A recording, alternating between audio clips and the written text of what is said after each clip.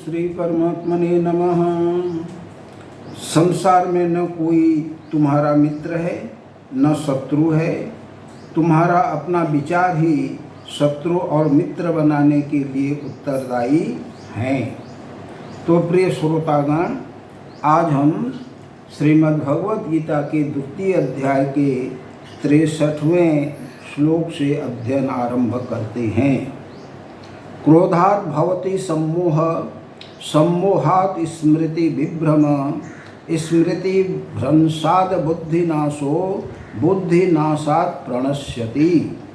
क्रोध से अत्यंत मूढ़ भाव उत्पन्न हो जाता है। मूढ़ भाव से स्मृति में भ्रम हो जाता है। स्मृति में भ्रम हो जाने से बुद्धि अर्थात ज्ञान शक्ति का नाश हो जाता है और बुद्धि का नाश हो जाने से यह पुरुष अपनी स्थिति से गिर जाता है। प्रश्न यह है कि क्रोध से उत्पन्न होने वाले अत्यंत मूढ़ भाव का क्या स्वरूप है। जिस समय मनुष्य के अंतःकरण में क्रोध की वृत्ति जागृत होती है, उस समय उसके अंतःकरण में विवेक शक्ति का अत्यंत अभाव हो जाता है। वह कुछ भी आगा पीछा नहीं सोच सकता। क्रोध के वश में होकर जिस कार्य में प्रवृत्त होता है, उसके परिणाम का उसको कुछ भी ख्याल नहीं रहता। यही क्रोध से उत्पन्न सम्मोह का अर्थात अत्यंत मूढ़ भाव का स्वरूप है। दूसरा प्रश्न यह कि सम्मोह से उत्पन्न वाले स्मृति विभ्रम का क्या स्वरूप है। जब क्रोध के कारण मनुष्य के अंतःकरण में मूढ़ भाव बढ़ जाता है, तब उसकी स्मरण शक्ति भ्रमित हो जाती है। उसे यह ध्यान नहीं रहता कि किस मनुष्य के साथ मेरा क्या संबंध है, मुझे क्या करना चाहिए, क्या न करना चाहिए, मैंने अमुक कार्य किस प्रकार करने का निश्चय किया था और अब क्या कर रहा हूँ।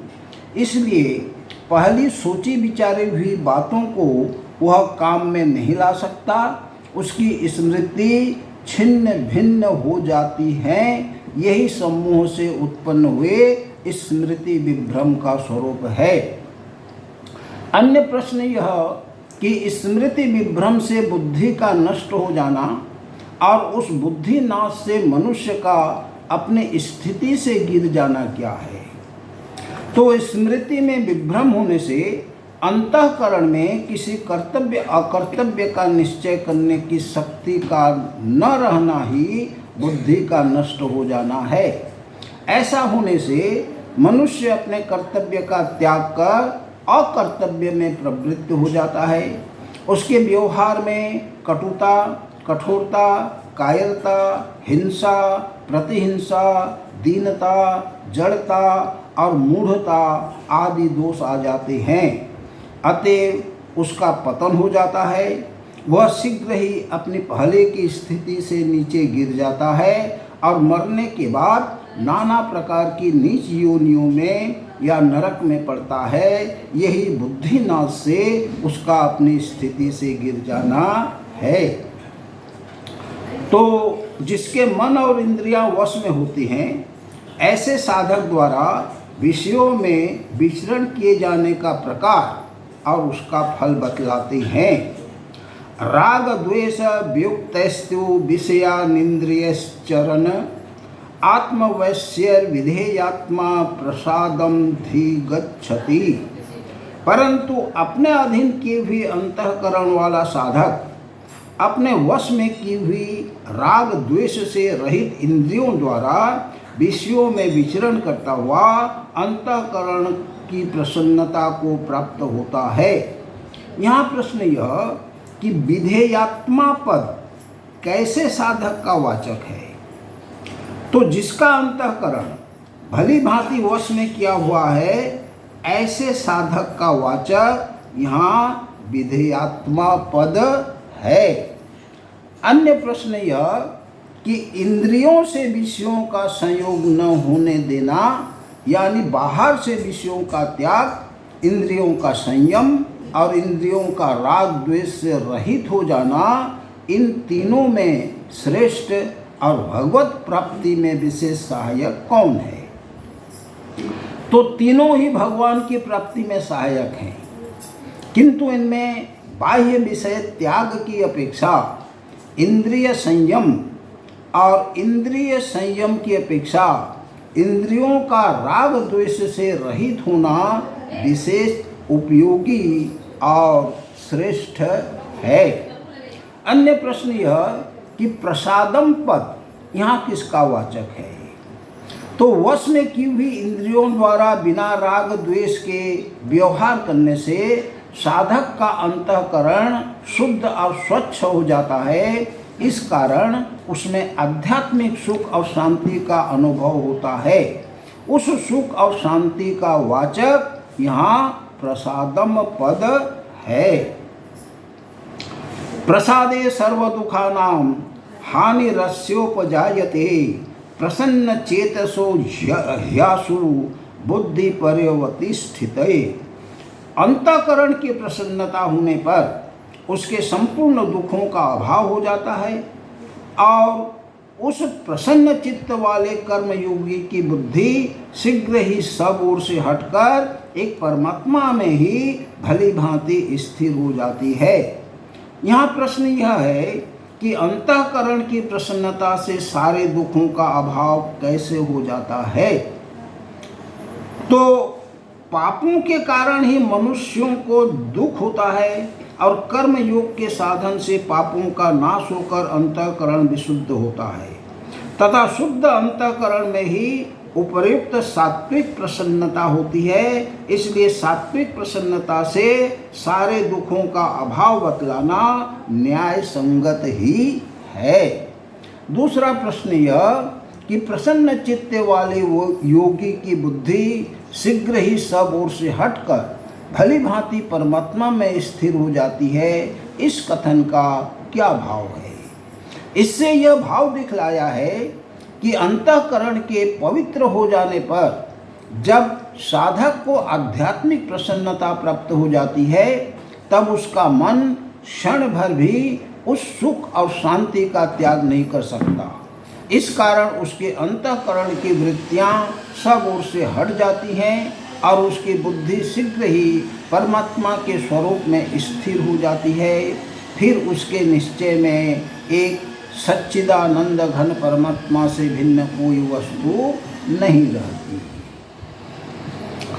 तो जिसके मन इंद्रिय जीते हुए नहीं है, ऐसे विषयासक्त मनुष्य में सुख शांति का अभाव दिखलाकर विषयों से संग से उसकी बुद्धि के विचलित हो जाने का प्रकार बतलाते हैं।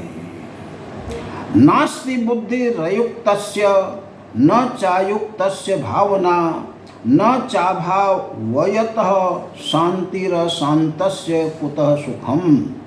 न जीते हुए मन और इंद्रियों वाले पुरुष में निश्चयात्मिकता बुद्धि नहीं होती और उस अयुक्त मनुष्य के अंतःकरण में भावना भी नहीं होती तथा भावनाहीन मनुष्य को शांति नहीं मिलती और शांति रहित मनुष्य को सुख कैसे मिल सकता है। यहाँ प्रश्न यह कि अयुक्तस्य पद यहाँ कैसे मनुष्य का वाचक है? तो जिसके मन और इंद्रिय वश में किए हुए नहीं है एवं जिसकी इंद्रियों के भोगों में अत्यंत आसक्ति है, ऐसे विषयासक्त अविवेकी मनुष्य का वाचक यहाँ अयुक्तस्य है।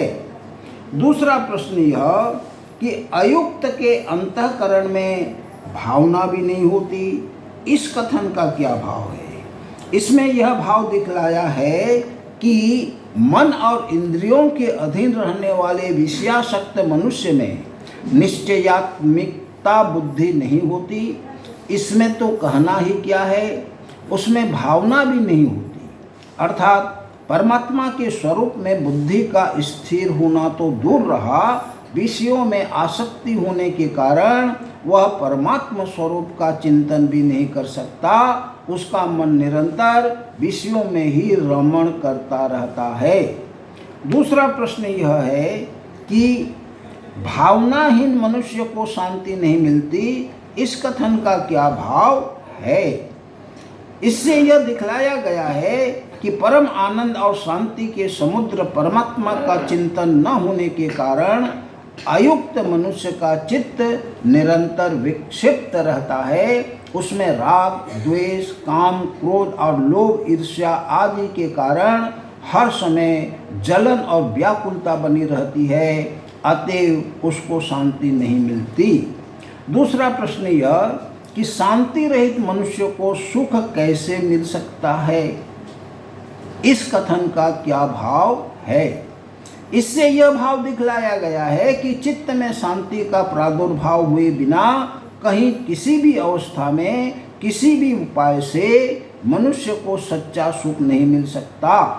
विषय और इंद्रियों के संयोग में तथा निद्रा, आलस्य और प्रमाद में भ्रम से जो सुख की प्रतीति होती है वह वास्तव में सुख नहीं है, वह तो दुख का हेतु होने से वस्तुतः दुख ही है।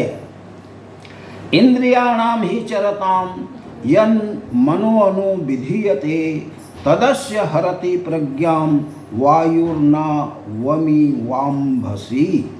क्योंकि जैसे जल में चलने वाली नाव को वायु हर लेती है, वैसे ही विषयों में विचरती हुई इंद्रियों में से मन जिस इंद्रिय के साथ रहता है वह एक ही इंद्रिय इस अयुक्त पुरुष की बुद्धि को हर लेती है।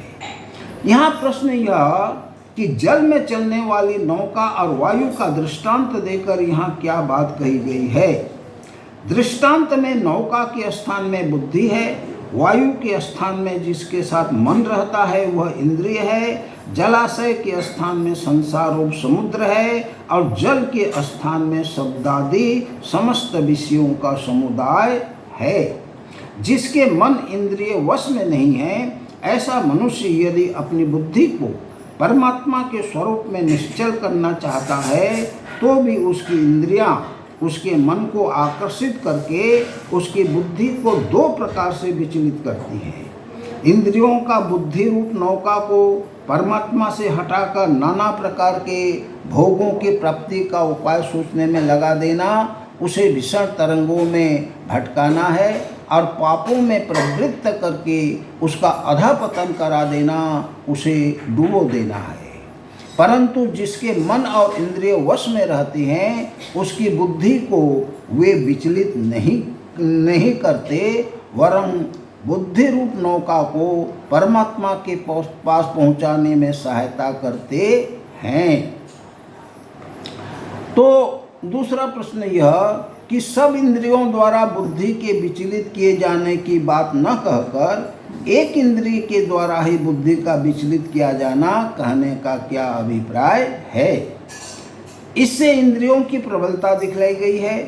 अभिप्राय यह है कि सब इंद्रियां मिलकर मनुष्य की बुद्धि को विचलित कर दें, इसमें तो कहना ही क्या है। जिस इंद्रिय के साथ मन रहता है वह एक ही इंद्रिय बुद्धि को विषय में फंसाकर विचलित कर देती है। देखा जाता है कि एक कर्णेंद्रिय के वश होकर मृग, स्पर्शेंद्रिय के वश होकर हाथी, चक्षु इंद्रिय के वश होकर पतंग, रसना इंद्रिय के वश होकर मछली और घ्राणेंद्रिय के वश में होकर भ्रमर, इस प्रकार केवल एक एक इंद्रिय की वश में होने के कारण ये सब अपने प्राण खो बैठते हैं। इसी तरह मनुष्य की बुद्धि भी एक एक इंद्रिय के द्वारा ही विचलित की जा सकती है। यहाँ प्रश्न यह कि अकेला मन या अकेली इंद्रिय बुद्धि के हरण करने में समर्थ है या नहीं। तो मन के साथ हुए बिना अकेली इंद्रिय बुद्धि को नहीं हर सकती। हाँ, मन इंद्रियों के बिना अकेला भी बुद्धि को हर लेता है। इस प्रकार अयुक्त पुरुष की बुद्धि के विचलित होने का प्रकार बतलाकर अब पुनः स्थित प्रज्ञ अवस्था की प्राप्ति में सब प्रकार से इंद्रिय संयम विशेष आवश्यकता सिद्ध करते हुए स्थित प्रज्ञ पुरुष की अवस्था का वर्णन करते हैं। तो प्रिय श्रोतागण, आज के लिए अपनी वाणी को विराम देता हूँ। धन्यवाद, नमस्कार।